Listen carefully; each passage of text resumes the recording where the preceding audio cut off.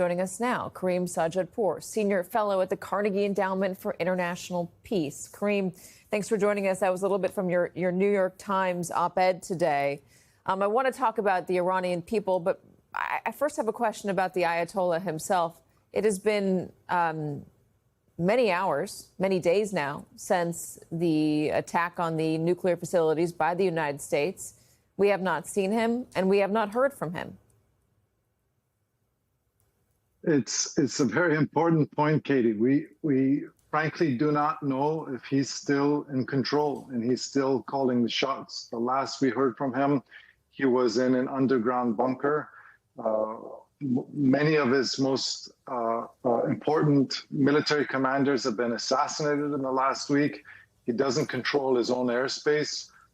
And so it's frankly, for the first time since 1989, since he became supreme leader, it's not clear whether he's calling the shots. What would it mean for him to lose control, to not be calling the shots any longer? You know, if we're talking about the context of right now, the group which is most poised to inherit power right now in Iran is the military, the Revolutionary Guards. In the last couple of decades, Iran has already been transforming from a clerical dictatorship to a military dictatorship.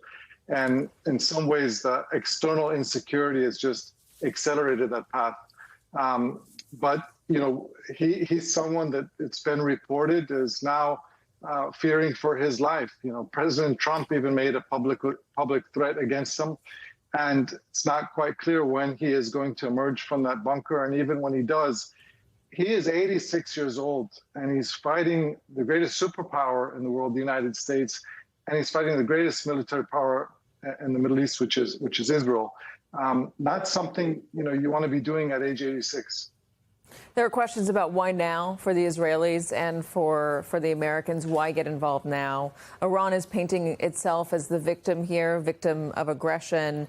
But it was on June 9th, just a few days ago, that the International Atomic Agency found that Iran was not complying with its nuclear non-proliferation obligations. They passed a resolution, and they had said that they had consistently, Iran failed to provide information about undeclared nuclear material and activities. Can you just give us a little bit more on that? What had Iran been doing that left them not in compliance with the watchdog groups who were supposed to be there and given free access to see what sort of nuclear activity they were doing? Well, Iran has been, over the last decade, been inching its way towards nuclear weapons capability. And I say inching because we know for them it's no longer a technical question of whether they have the capacity to have nuclear weapons. It's a political decision. And up until now, they've been taking this deliberate approach of trying to inch their way there, and they were getting pretty dangerously close to the zone of being a nuclear power. I mean, they had sufficient fissile material to develop a nuclear weapon, but to then develop a device would take a little bit more time. But I think now, Katie, looking forward rather than backward, the concern I have and the concern that others have raised is that this American military attack on Iran was unprecedented, right? We dropped several 30,000-pound bombs. We decimated most of the nuclear infrastructure. But their highly enriched uranium fuel is unaccounted for right now. So, you know, a friend of mine who's nuclear scientist likened this to me like an elaborate bank heist. You conduct an elaborate bank heist after the money has already been taken out from the bank. And so it is very important now that we get a hold and we get knowledge of where that enriched uranium is, because otherwise they can reintroduce that highly enriched uranium if they want to move quickly ahead for a nuclear weapon. If they do want to do that, I mean, what is the likelihood that that's where they're going to go next? You're talking about the Ayatollah. He's older. He wants to remain in power. The regime wants him to remain in power. What is the lesson they're taking from this? Negotiate? Or do they look toward North Korea and say, let's do this now so that we don't have to continue fighting off the Americans? You know, Supreme Leader Khamenei may not any longer be the guy who's going to be driving this ship forward. And it may be military commanders who make that decision. And when they look at the world, there are examples of countries, whether it's Ukraine, Saddam Hussein's Iraq, Gaddafi's Libya, who either gave up their nuclear option or they didn't have a nuclear option, and they made themselves vulnerable to external intervention. Saddam and Gaddafi were both killed. Whereas, as you alluded to, North Korea has this cloak of immunity, and it's protected them from external intervention. So that it would not be crazy for the next powerful leader of Iran to make that decision. And as I said, this is really the first time in 3-4 decades, I would say, that it's not totally clear who is calling the shots right now in Tehran. Does this regime survive? What we know they say about dictatorships, that while they rule, their collapse appears inconceivable. After they fall, and their collapse appeared inevitable. This is a regime which right now, I would argue its longevity is inconceivable for me.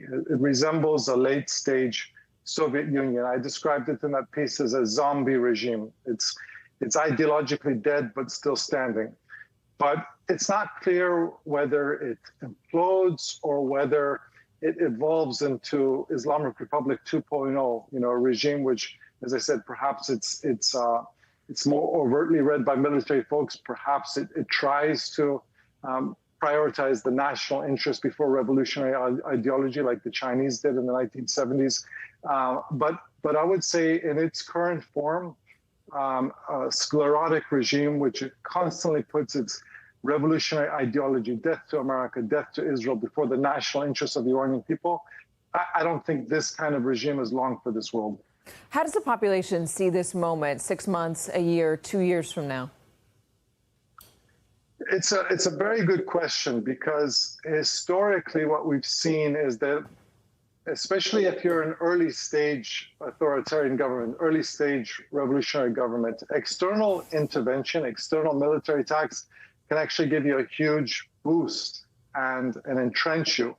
That was, in fact, the case of Iran during the Iran-Iraq War of 1980. It was a fledgling revolutionary government.